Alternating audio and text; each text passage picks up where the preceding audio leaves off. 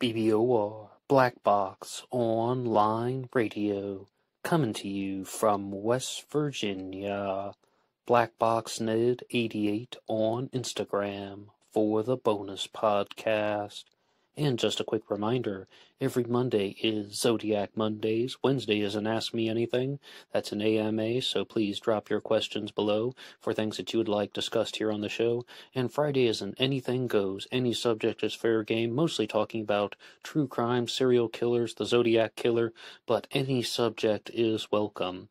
All right, so please share some ideas in the comment section about what you would like to hear about on this channel, and let's get started. Okay, hello everybody. Welcome to this special episode of Black Box Online Radio. Just one quick announcement though. There will be a regularly scheduled Anything Goes Friday segment that will be coming out tomorrow. This is just a follow-up to yesterday's episode, which was all about the new Zodiac suspect, Gary Poste. I mean, some people brought to my attention that he is not the newest suspect in the world. Other people have talked about him in the past, but he received an enormous amount of media attention recently, and it just became a media firestorm. All kinds of news outlets, everything from Fox News to the local affiliates in California to random blogs to places on Instagram, were talking about a suspect named Gary Poste. Because there was this group of quote-unquote case breakers who claimed that they had solved the Zodiac Killer mystery, and their suspect, Gary Poste, was indeed the Zodiac Killer. And I did a response to that, which came out within the last 24 hours, but I was not approaching it with the highest level of seriousness, let's just say that. I was really coming out swinging full force, using a lot of profane language, lots of insults, and I was laughing quite a bit, not at the case, but at how ridiculous their evidence was. And I was going to respond to you guys in the comments section. I did that first episode on Gary Poste, but more than 100 people have weighed in the comments section. So many great things. I mean, I'm so impressed with all of you for sharing your opinions. That is awesome. You can do it down in the comments section here. And as always, follow along with the show anytime. But I think I will respond in a different way, with a little bit more focus and concentration. The first point is, it's highly possible, I repeat, highly possible, that Gary Poste was not even a real Zodiac Killer suspect, that this media firestorm that happened recently was a prank, a social experiment of sorts. And what do I mean by that? Like some people thinking that, what would happen if we say we have solved the Zodiac Killer mystery? Will the media pick up on it or not? And the more I thought about this suspect and the evidence that they had presented, then I began to think that that was the case. These people are just messing around, kind of thinking up a wild idea and just putting it out there to see if people will believe it. That's what I meant by a social experiment. But in all seriousness, that's just a prank. I mean, it's a hoax. Some people are trolling, more or less, in a more traditional form. That's what trolling would have been like before the internet, perhaps. People make up this wild story and they just want to see if it catches fire. And Gary Poste as a Zodiac Killer suspect really took off. The reasons why I began to think more about this was I cooled down. My blood wasn't boiling anymore thinking about this ridiculous evidence packet that they put out, 7 pages, available on the casebreakers.org website, a Zodiac Killer press release, which has some pieces of evidence that they say is in favor of their suspect. The one that I was truly getting worked up about in the previous episode was, they say that in 1980 there was a selfie of the Zodiac Killer hood, and I'll share something about that later on, but it's just a shadow on a piece of wood. That's one. And the second is they have a photo of Gary Poste standing next to the cartoon drawing of the Zodiac Killer at Lake Berryessa, done by Robert Graysmith. They're comparing a real human being to a cartoon that was not made by a forensic artist. You want to put somebody's face up next to the composite sketch? Do that all you want. That was made by a forensic artist, not a cartoonist from the San Francisco Chronicle. And then they also put forward the claim that they have a solution to one of the ciphers that reveals the name Gary Poste using his full name. Like if you were to put out the cipher, then subtract all of the letters in his full name, it will reveal a different message. And when I was out driving today, I was thinking, if somebody actually did that, that would be amazingly ingenious if you could actually pull that off. You have to subtract the letters of any person's name, even if it's my name, Ned DeHaan, and you take out all those letters and it reveals something new. But they didn't say which cipher, and I was just looking through this evidence packet again, and I don't see anything about the ciphers. They didn't say which cipher it was. They didn't say what the message was. It's not that they found his name, like they subtract the letters, which I believe they mean Gary Francis Poste. Poste spelled P-O-S-T-E. If they take those letters out, what else would they mean by his full name? But I don't know. Does he have like some type of other suffix that they're including, or is it like Mr. Gary Francis Poste? People are very tricky with these things because they don't want to be exposed, but it's quite possible that some people are just trying to wind us up or have a laugh at us, and I think that that's in horribly poor taste. But another reason why I wanted to do this episode was to talk to you guys in a serious way and say that even if, hypothetically, this suspect, Gary Poste, is actually the Zodiac killer, then the media has handled this in a horribly irresponsible manner because they presented it to the general public. Numerous outlets, whether it's Fox News or TMZ, they presented it by saying investigators have solved the Zodiac killer mystery. And then you click on their link, and then it says independent investigators claim that they have solved the Zodiac killer mystery. It's misleading. It's using a true crime story solely for clickbait, and that is very pathetic on their part. Real people were murdered, and it is doing a great disservice to the families of the victims, and just the memory of the victims, and it's not recognizing that these were real human beings. So, as I said, there's a high chance that this is just some people having a laugh and seeing if the general public will believe it. And if that's the case, then you just have to wonder about the thought process. These are adults, right? They're not teenagers. They're not like 5 years old or something and just being silly for attention.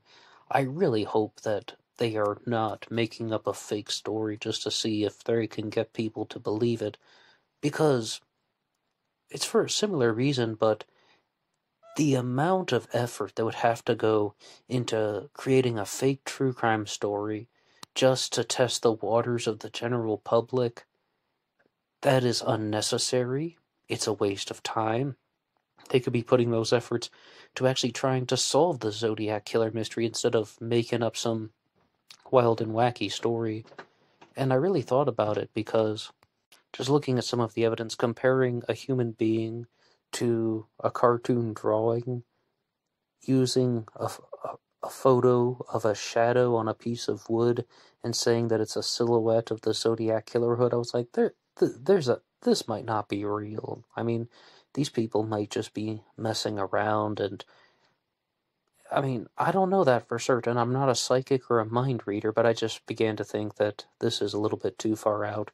But another reason why I wanted to do this updated episode was because I had reached out to several people who had been following this, and I wanted to hear their responses. I read off a message from Tom Voigt and Mike Morford last night, but I have one from Micro Deli that came in today, and I asked him just simply, what do you think about this news coverage about Gary Poste as a Zodiac killer suspect, and the headline that the Zodiac killer mystery has been solved? Micro Deli, author of In the Shadow of Mount Diablo and the Hunt for Zodiac, responded by saying, "Hi Ned, I've been trying for the last 15 minutes to find a succinct video or website that summarizes all of the evidence against this alleged suspect. The bits and pieces I'm seeing are ridiculous, and it's hard for me to imagine that a group of professional investigators are presenting evidence like furrows in the guy's brow. I mean, they're talking about how Gary Poste, I guess, had a scar on his head, which they provide an explanation for, that he was involved in a traffic accident and he had brain surgery, actually. So he had a scar on his forehead that they think has been identified in the Zodiac composite sketch. Oh, it's fine if you want to compare the composite to your Zodiac killer suspect, but that might not necessarily be a scar. And Mike continues by saying, if you have a specific site that you can direct me to get the lowdown on exactly what these guys are saying, instead of having to wade through 30 pages of message boards or posts, useless video or after useless video, I'd appreciate it. The one thing I can tell you is that I saw this morning on CNN, of all people, Mike Wachschel, who was the handwriting expert for Gary Stewart, came on the show. He walked in essence, to analyze the handwriting of the priest, thinking it was Earl Van Best's handwriting, and concluded that Van Best was the Zodiac killer based on handwriting that wasn't even his, and yet CNN considered him to be an expert on the Zodiac case. That's a joke. By the way, Michael Wachschel is the author of the book The End of the Zodiac Killer Mystery. It was a companion book to Gary Stewart's The Most Dangerous Animal of All, which talks about Earl Van Best as a Zodiac killer suspect. I did a book discussion on that one. Gary Stewart's book, that is. And I also mentioned Earl Van Best in the most recent debunking video. So, Mike Rodelli continues by saying, CNN even showed a copy of Michael Wachschel's book along with Stewart, and it should be burned because of its analysis of the wrong person's handwriting and how it concludes that the wrong person was the Zodiac killer. How can I watch a show that even shows the face in that book in public at the same time? Doesn't he understand that his work has been debunked? And shame on CNN for bringing Michael Wachschel on there. Out of all the people who have who they could have talked to, they could have talked to Mike Rodelli, or they could have talked to Mike Morford, or they could have talked to Michael Butterfield if we're going to only list people named Michael. Why would they ever talk to Michael Wachschel? But I asked Mike Rodelli as well, what do you think about what I had previously just laid out for you guys, that this was a prank, that this was a suspect that they didn't think very highly of. They say they have this team of 40 investigators, and the evidence they're putting forward is their suspect has a scar on his face, that they have a photo of a silhouette, or it's really just a shadow on a piece of wood. We don't necessarily know that it's a silhouette, a rectangular shadow on a piece of wood, and they think that he looks like an illustration of the Lake Berryessa stabber, which was not done by a forensic artist, mind you. So, and yes, they do have some other evidence. They have a 7-page packet that talks about this. It's available at casebreakers.org. But, I mean, that doesn't seem like a serious attempt. But I asked him, what does he think about that? And Mike Rodelli responded by saying, I mean, the whole thing is kind of comical, isn't it? Trying to insinuate that the furrows in the guy's brow ridge are actually surgical scars from brain surgery. How many times did the surgeon cut into his forehead to get to his skull? And that tree stump with the alleged shadow of the guy in the hood? The whole thing is absolutely inane. Knowing that it's just a practical joke would actually be a relief and would explain things. It's hard for me to imagine that this is a group of experts coming up with this type of evidence. This might be an episode of Impractical Jokers. I mean, there's a Timex with paint on it, and this guy used to paint houses, so he has to be the killer of Bates. It all works out better as a joke than as a serious piece of research, if you ask me. LOL. And yes, Mike Rodelli did sign off that way. LOL, that wasn't me. Much appreciated to Mike Rodelli. And he needs to write a follow-up book. As I said, he's the author of In the Shadow of Mount Diablo. Now he can be the author of In the Shadow of the Tree Stump, debunking Gary Poste as a Zodiac killer suspect. And yes, Gary Poste has passed away, and I don't know about you guys, but something else came to mind. And this is part of, well, I shouldn't speculate too much in this direction, But did they choose Gary Poste as a suspect because you can't libel or slander a dead person? And that if they were to say this about someone who is currently alive, then there could be repercussions. There could be very negative consequences about coming forward with a Zodiac killer suspect who is currently alive and saying these ridiculous things. Oh, well, we found a photo in his dark room of a shadow on a piece of wood, the shadow of the tree stump. Therefore, it's the Lake Berryessa hood because it's rectangular. I'm no, I mean, in the first episode, I didn't mention anything about the paint on the Timex watch and saying that Gary Poste was a house painter. That's another connection to the murder of Sherry Jo Bates. I did say, though, that was the occupation that was listed for him. He was a house painter. I don't know how many years he did that exactly, and we are still learning things about Gary Poste. But Mike Rodelli referred to this as possibly a practical joke, and I don't exactly think that it would be laid out that way. I just have trouble believing that a large group of adults would come forward with this just to be funny, like they're just amusing themselves. I think they probably did it to if right, if it is indeed true that this is a prank, it would be about seeing how the media responds to things, be more about their own curiosity, or can they do something nasty and ridiculous to see if they can get away with it. They wanted people to get fired up like the way I was yesterday, and if that was their mission, they definitely succeeded. But if you would like to hear another type of very vulgar response, or maybe just a curse word filled response, you can go over to rollingstone.com, and there's an interview with Tom Voigt.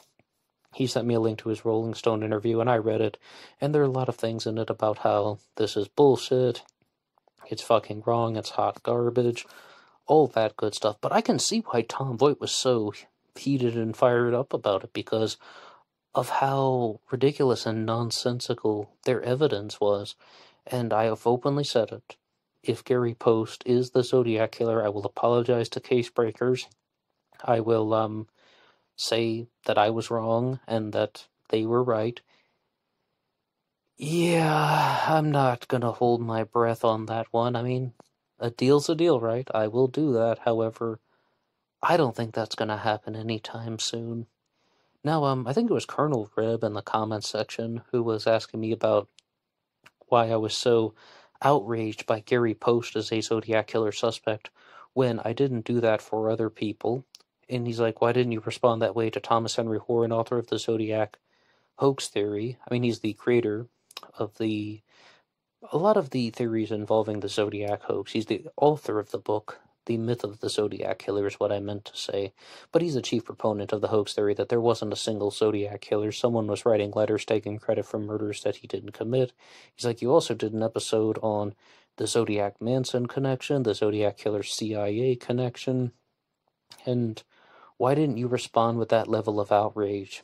And I think that that's a very good question, mostly because people like Thomas Henry Horan or Howard Davis, who's behind the Zodiac Manson connection, Bill Nelson would be someone else who's heavily into Manson and the Zodiac Killer. Those guys have done extensive amounts of interviews. They have shared their findings. They have written out their theories in ways that the general public can understand. They've done the hard work. They've written books on the subject. They've gone public. They've said everything they had to say, and then some.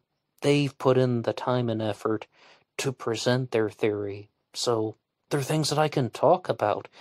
Not once has Thomas Horan or Howard Davis or Bill Nelson ever used something like a photo of a shadow on a piece of wood and saying, aha, this is evidence, or compared a human being to a cartoon and be like, look at the similarities to something like that. I mean, to the best of my knowledge, they haven't done that, I'll say that. So I think that that deserves a little bit more consideration. We're approaching it with at least trying to understand their idea and weigh the merits of that idea. this stuff about Gary Poste is a piss-poor attempt. Once again, you can read this at Casebook. Oh, it's casebreakers.org. They have their 7-page evidence packet that they've put out, which is things that I'm horribly, horribly not impressed with.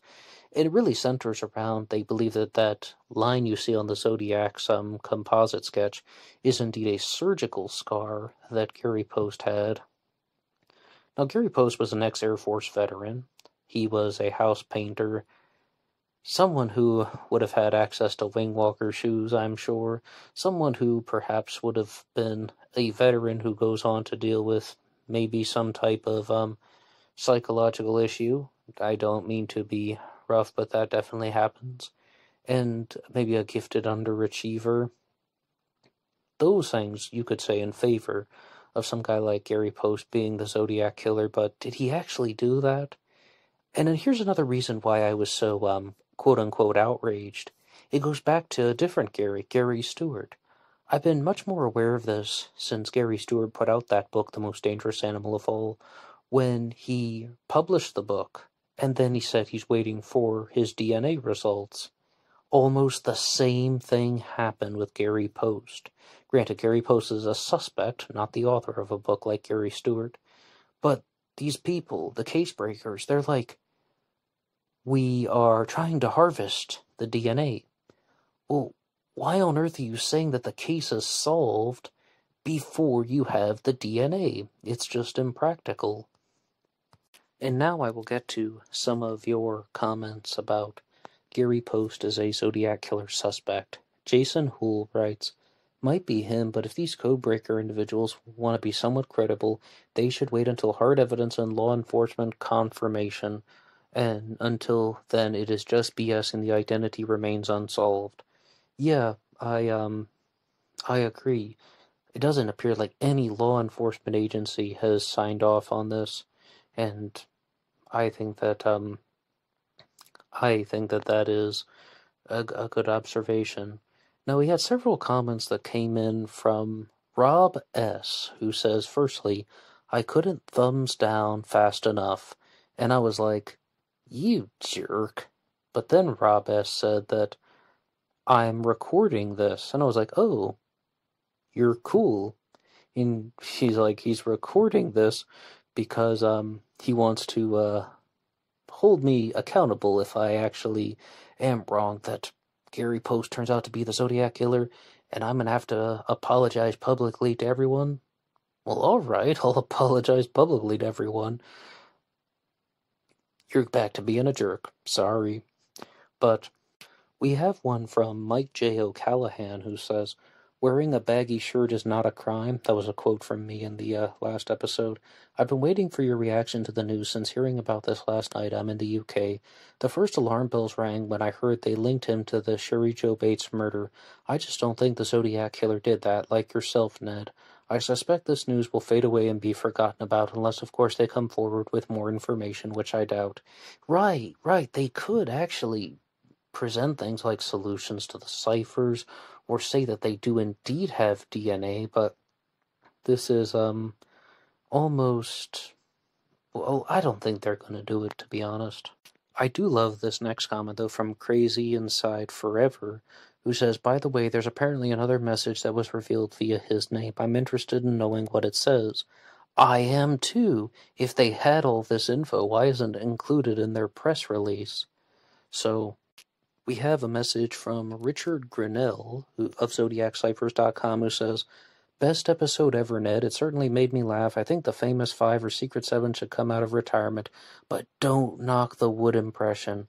I definitely know the Zodiac can be linked to Maple. Yeah, Washington and Maple, right? I saw the Berryessa image in my potatoes this morning. So the Zodiac killer must be Gary Poste because the name can be found in potatoes. Post potatoes. This is why he wore a sack of potatoes on September 27th, 1969, and peeled out of Blue Rock Springs. How do you put 40 people together and not even create one brain? Thanks, Richard Grinnell. Much appreciated. Now, Walter Sobchak says, I heard you paint houses? Is that a reference to something? I don't quite get that one. We have one from Midnight Story Productions who says, "Since you quickly dismissed this suspect, Ned, I ask you as a longtime follower of the channel to add this suspect to your debunk series and make another solo video on Gary. The fact of the matter is no one can yet prove that any of the suspects are the Zodiac. Online sleuths, just like yourself, are merely doing what you're doing, speculation, but it seems like they've taken it further, saying they have proof. Regardless, this subject should be ruled out later down the road when your emotions and reactions are not so revved up." Yeah, that's kind of the purpose of today's episode. Maybe there'll be an episode on Gary Poste in the future, but as of now, this is just kind of a less enthralled, less over-exaggerated, over-the-top emotional episode. Let's see if we can place Gary in the areas of the murders at the time. Research before such a quick dismissal.